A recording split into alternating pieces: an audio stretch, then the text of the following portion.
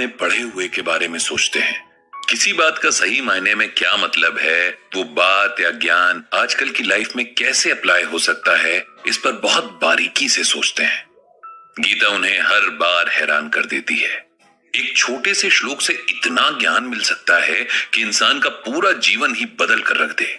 लेकिन बात फिर वहीं पर आकर रुकती है, अगर कोई समझना चाहे तो।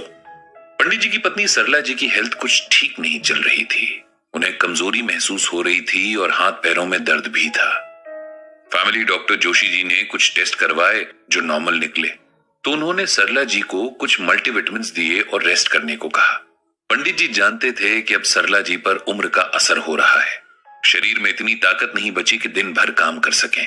वैसे तो पंडित जी भी घर के कामों में सरला जी की मदद करते थे, लेकिन फिर भी सरला जी पर बोझ ज्यादा ही था।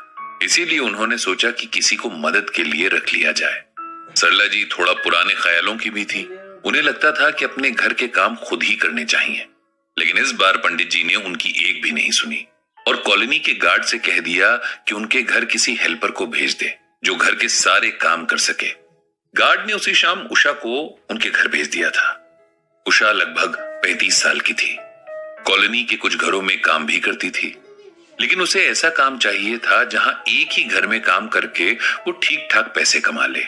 वो थोड़ा बहुत पढ़ लिख भी लेती थी और नेचर में भी अच्छी थी। सरला जी को भी वो अच्छी लगी, इसीलिए उसे काम पर रख लिया। उषा ने अगले दिन से ही काम पर आना शुरू कर दिया था। वो टाइम की बहुत पंक्चुअल थी, साथ ही मेहनती भी बहुत थी। जो काम उसे बताए गए थे उसके अलावा भी 4 काम और कर देती थी।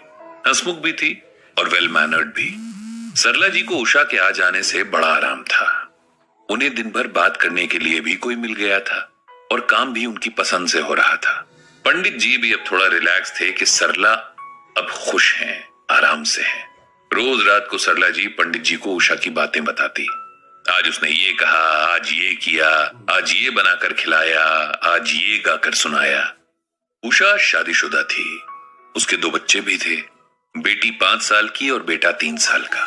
बच्चे अपने दादा दादी के पास गांव में ही रहते थे, क्योंकि उषा तो दिन भर काम करती थी, इसीलिए उनकी देखभाल की दिक्कत थी। उसका पति इलेक्ट्रिशियन था। उसे अपना काम बहुत अच्छे से आता था, लेकिन उसकी एक बड़ी कमी थी कि वो शराब पीता था। जितना कमाता उतना रोज शराब में डुबा आता। इसी बात पर दोनों में रोज झगड़े भी होते थे।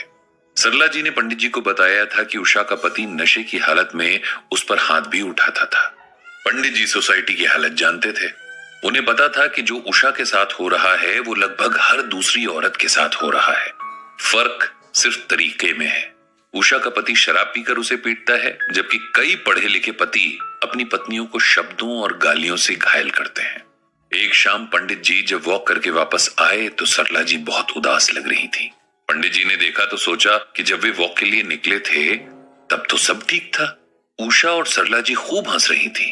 फिर अचानक ऐसा क्या हुआ कि सरला जी गुमसुम ही हो गई। क्या हुआ, सब ठीक है? उन्होंने सरला जी से पूछा। जी वैसे तो सब ठीक है, लेकिन उषा की कहानी सुनकर मेरा मन खराब हो गया है।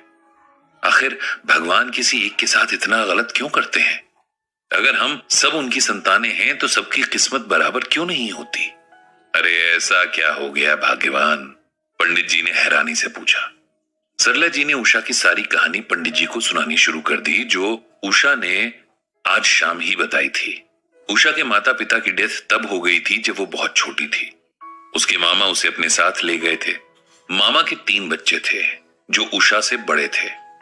मामी का नेचर बहुत अच्छा था, अपने बच्चों की तरह ही उषा का ख्याल रखती थी। लेकिन किस्मत ने यहां भी धोखा दे दिया और एक एक्सीडेंट में उसकी मामी की डेथ हो गई। अब अपने बच्चों की देखभाल के लिए मामा ने दूसरी शादी कर ली। नई मामी उसकी मामी की बिल्कुल उल्टी थी। मामा के डर से उनके बच्चों को तो ज्यादा परेशान नहीं करती थी, लेकिन उषा का जीना मुश्किल कर दिया था। उसे खाना नहीं देती, काम करवाती और हर वक्त डांटती। मामा ने अपने बच्चों के ही स्कूल में उषा का एडमिशन करवाया था। नई मामी ने मामा को उषा के खिलाफ भड़काकर उसका स्कूल भी छुड़वा दिया था। मामी उससे नौकरों जैसा सलूक करती थी। मामा सब देखकर भी अनजान बन जाते थे। किसी तरह बस उषा का टाइम निकल रहा था।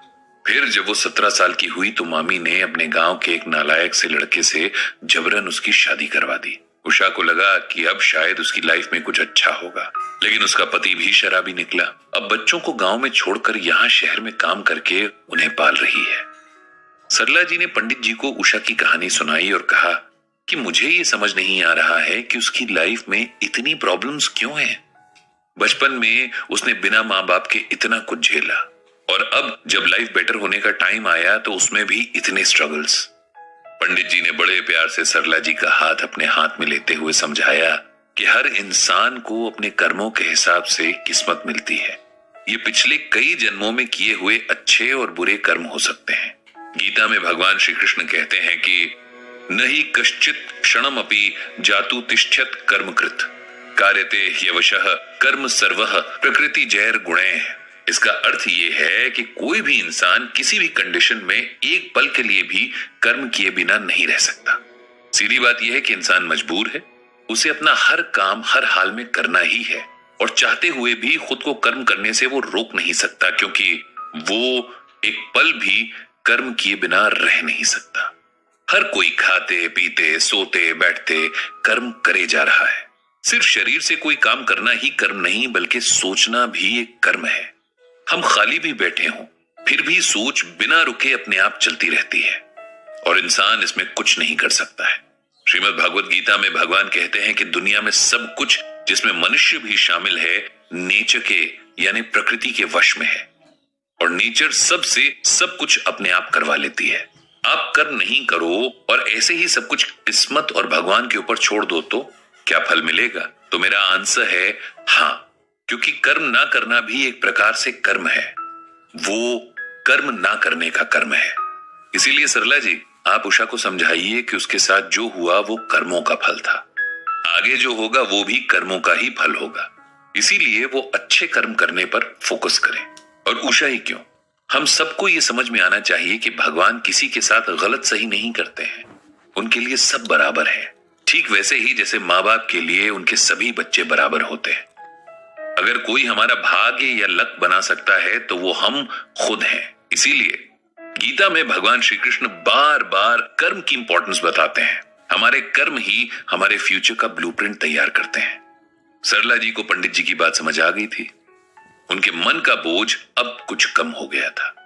उन्होंने मन में सोचा कि मैं इसी तरह उषा को भी सब समझाऊंगी ताकि उसके मन को ताकत मिले और वो अपने बीते कल को भूलकर आने वाले कल के लिए फोकस